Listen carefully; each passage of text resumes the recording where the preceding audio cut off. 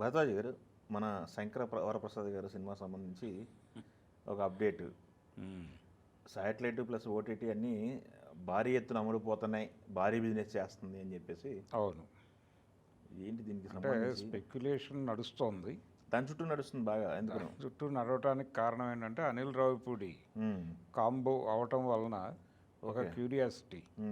అంటే 300 కోట్ల వ్యాపారం చేసిన సినిమా ఒకటి ఉంది ఆయన వెనకాల. అవును, వెంకటేష్తో చేసినటువంటి సంక్రాంతికి వస్తున్నాం అనే సినిమా, అది 300 కోట్లు బిజినెస్ చేయటం లోకల్ మార్కెట్లో చాలా పెద్ద ఇష్యూనే. పైగా దాదాపుగా తెలుగు ప్రేక్షకులందరూ ఏకగ్రీవంగా ఆ సినిమాకి ఓటేశారు. ఏది ఎటువంటి ఇవి లేకుండా, బ్యారికేట్లు లేకుండా అందరూ అందరూ హీరోల అభిమానులు ఆ సినిమా చూశారు. దానికి పోటీగా వచ్చిన ఏ సినిమా కూడా థియేటర్లో నిలబడలేదు. దాంతో ఒక పండగ సెలబ్రేషన్ అనేది ఆ సినిమాతో నడిచింది. దాని తాలూకా ఎఫెక్టే 300 కోట్లు అనే ఫిగర్. ఇప్పుడు చిరంజీవి గారు యాడ్ అవుతున్నాడు. చిరంజీవి గారు యాడ్ అవుతున్నారు. ఈ సినిమాకి సంబంధించిన గ్లిమ్స్ చాలా ఇంప్రెసివ్గా ఉంది. అలాగే ఆయన చేతిలో ఒకవైపు గన్ పెట్టారు, రెండో వైపు సిగరెట్ పెట్టారు. ఈ హడావిడి పండగకు వస్తున్నారు అనే ట్యాగ్ పెట్టారు, అది కూడా కలిసి వచ్చేలాగా.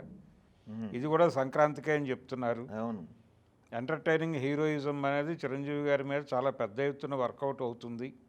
ఇన్ని అంచనాలు ఉన్నాయి ఇప్పుడు ఆ సినిమా మీద, ఇన్ని యాంగిల్స్లో ఆలోచిస్తున్నటువంటి క్రమము. ఆయన అపీరెన్స్ చాలా బాగుంది గ్లిమ్స్లో, చిరంజీవి అపీరెన్స్. ఇవన్నీ కలగలిసి ఇప్పుడు దానికి భారీ ఎత్తున అన్ని వైపుల నుంచి, అంటే డిజిటల్ హక్కులు అన్ని భాషల్లోనూ అమ్ముతున్నారు అనేది వినిపిస్తోంది.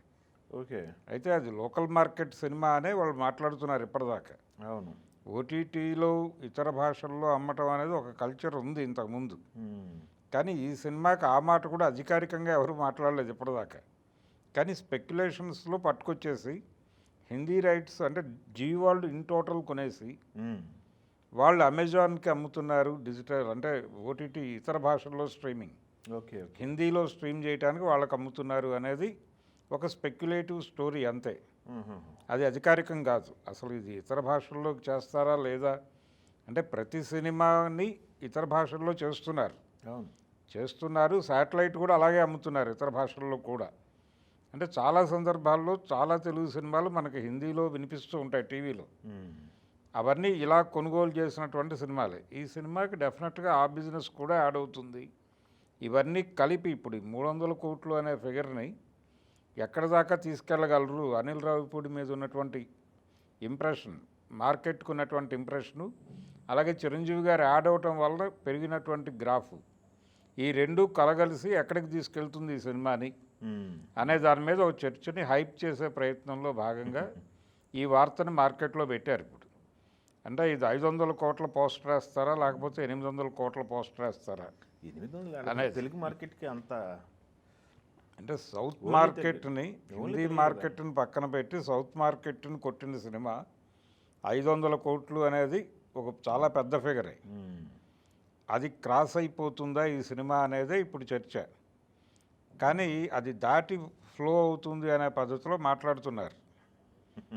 అది హోప్ ఉండొచ్చు, ఏ సినిమాకైనా ఒక ఆశ ఉండటం తప్పేం కాదు.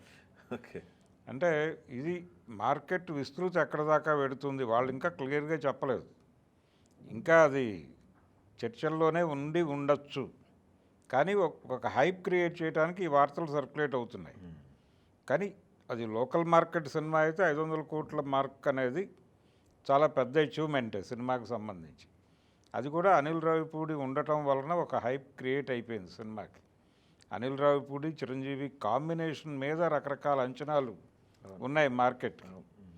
ఈ అంచనాల ప్రాతిపదికన వేసినటువంటి లెక్క ఇవి. మరి వాళ్ళు హిందీ మార్కెట్లోకి వెళతారా, ఓటీటీలో వెళ్తారా, విడిగా వదిలేస్తారా? ఈ మధ్య నాని సినిమా కూడా ఒకటి, అది పాన్ ఇండియా లుక్ అని చెప్పి హడావిడి చేశారు, కానీ ఫైనల్గా ఓటీటీలో మాత్రమే అది పాన్ ఇండియా సినిమాగా తేల్చారు. ఈ సినిమాను కూడా అలా ఏదైనా చేసినా కానీ అది ఈ కౌంట్లోకి రాదు. ఈ కౌంట్లోకి రావటం అంటే ఇప్పటి వరకు చిరంజీవి సినిమాలు సాధించినటువంటి విజయాలతో పోలిస్తే కంపారిటివ్గా ఇది ఇంకొంచెం పెద్ద విజయం, ఒక పెద్ద ఫిగరు ప్రపంచం ముందు పెట్టే అవకాశం అయితే ఉంది.